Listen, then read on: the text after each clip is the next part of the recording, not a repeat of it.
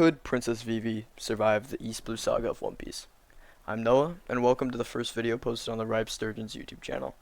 In the top right corner of each thumbnail, there will be either an N or an A, indicative of which of our channel's owners will be hosting said video. With that being said, I am currently at Wano, so anything regarding Vivi after Wano is, well, not fair game. One last thing before we start, small spoiler warning.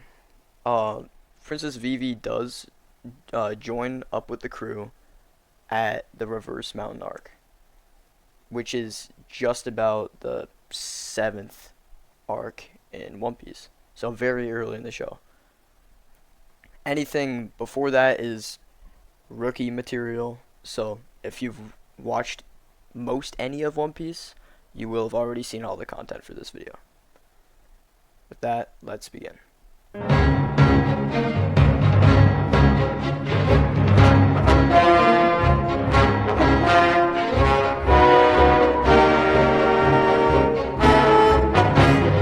First, we'll be taking Vivi at her Alabasta power level.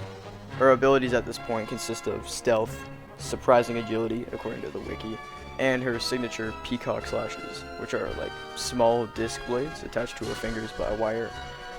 And of course, Karu is part of her arsenal. Karu is her pet duck that she has befriended since her childhood, and he will also be theoretically accompanying her on this hypothetical. She can potentially make use of him too, but as we've seen in most battle situations he's in, he is rather incompetent. We are also going to scale her similarly to Usopp at this point, Alabasta Usopp, mainly due to his humanity and lack of devil fruit abilities. That being said, we begin at the Romance Dawn arc. Romance Dawn, at least in the anime, begins with the encounter between Luffy and Alvida. For this hypothetical, we can say that she meets Luffy in a similar fashion to Kobe.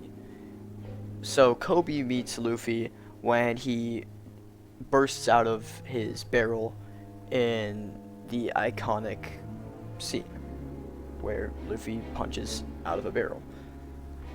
From there, Luffy is looking for food on Alvida's ship and speaks with Kobe before eventually picking a fight with Alvida.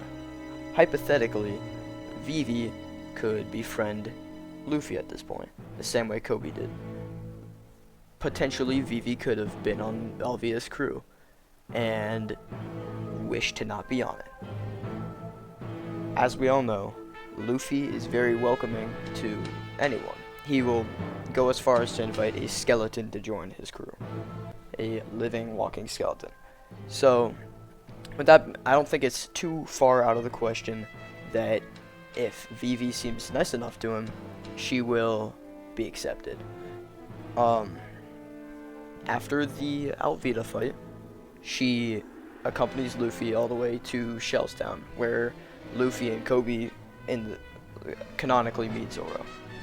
Shellstown is under the hand of Axan Morgan, the captain of the Marines on this island. So we know that on Alvida's ship, Luffy mentions that he wants to recruit Zoro for his pirate crew. So Luffy has to seek out Zoro. But once Luffy retrieves his swords from Helmeppo's room, Zoro eventually pledges his allegiance to Luffy, thus marking the start of the battle between Zoro, Luffy, Kobe, and Axan Morgan. We all know in the anime it's quite the short fight.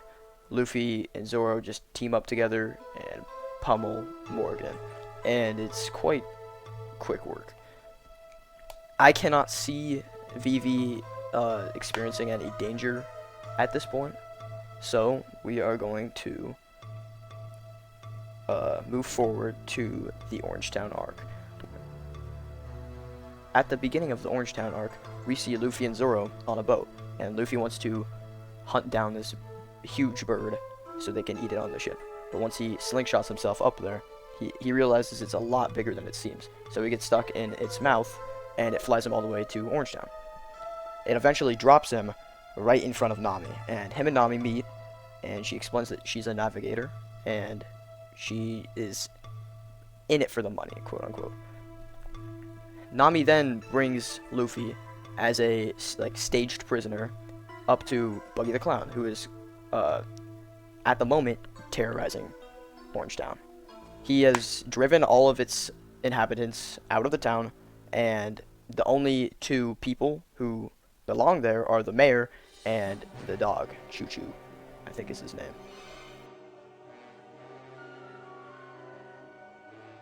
Nami pretends to join Buggy's crew, but one thing leads to another, and Nami is found out. Buggy attempts to fire a buggy ball at Luffy while he is in a cage, and Zoro steps in and saves him. So we can see VIVI probably being with Zoro at this point and accompanying him. Again, no real danger in this encounter with Buggy, since Zoro's kind of got his attention. Nami then helps Zoro flip the cannon back at Buggy and blasts them all away, but it's not really away, so they can escape. Zoro then takes the cage that Luffy's in and drags him all the way away into the distance. There they regroup, and eventually Luffy gets out of his cage. After a bit of regrouping, they encounter Mochi, the lion tamer for Buggy's crew, and Luffy more or less pummels him without anyone else's help. Again, Vivi is safe here because she will probably be with Nami, who is not in a fight. And then after that, Zoro fights Kabiji, the acrobat, in Buggy's crew, and is once again victorious. Not much danger.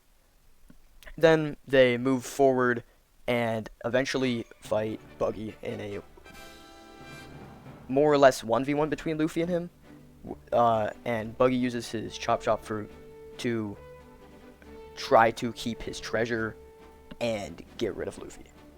We all know this doesn't work, and Buggy more or less gets destroyed by Luffy. Being safe, they all leave Orangetown and proceed to Syrup Village, which is the hometown of Usopp. Usopp's friend Kaya is currently sick in Syrup Village, and he often visits her to tell her lies to cheer her up. But her butler, going by the name of Clawdor, is revealed later to be actually an ex-pirate captain, and he is the villain of this arc. He goes by Kuro at this point, and he is more or less the only fight in this arc. In the Kuro fight, he rallies his entire pirate crew and storms the island from one point. Zoro and Usopp mostly take care of all the soldiers and stuff, while Luffy obviously must go against Kuro. He headbutts him, and it knocks him out. And the town is safe now. Grateful for their actions, Kaya gives the crew the Going Merry, which the crew uses up until a certain point in the story.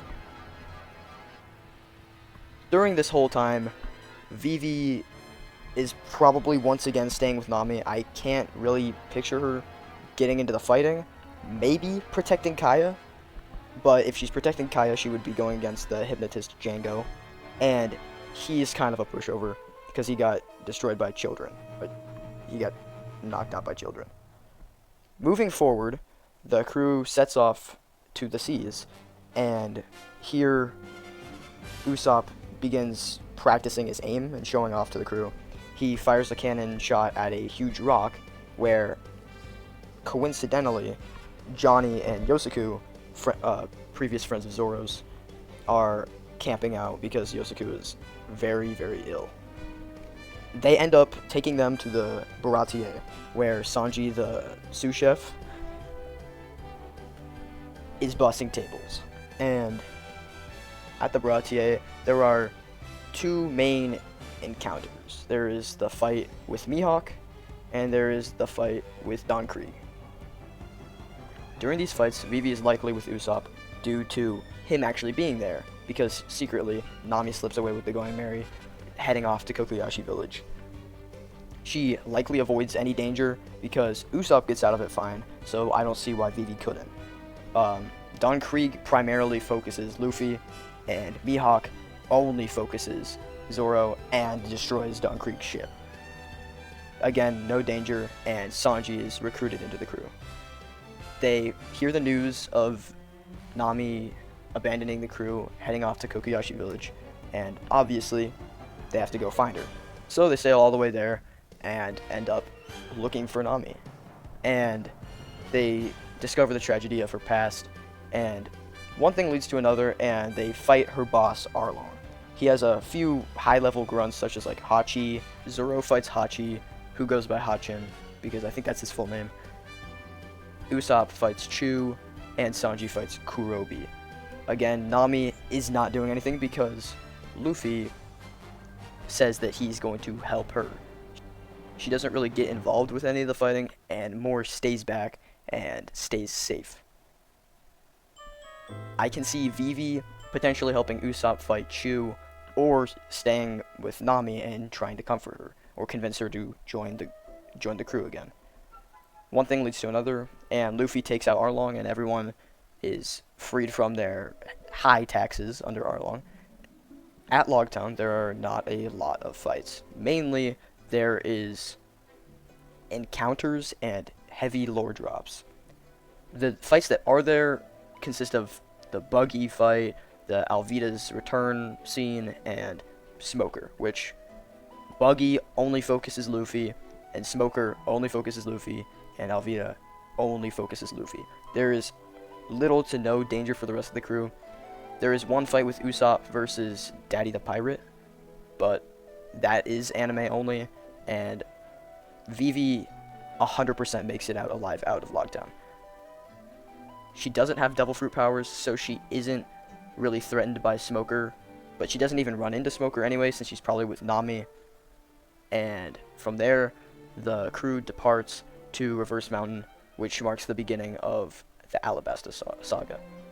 So with that being said, does Vivi survive the East Blue saga? Indeed, she does. And fairly easily, because there isn't a ton of imminent danger aside from Arlong, but Arlong would only be a threat to the rest of the crew if Luffy was knocked out. So, if you enjoyed the video, consider leaving a like or subscribe. We're shooting high on this channel, and we'll need all the help we can get. So every bit of help is greatly appreciated. Look out for our next video on more analytical or entertaining content, and we'll see you in the next one.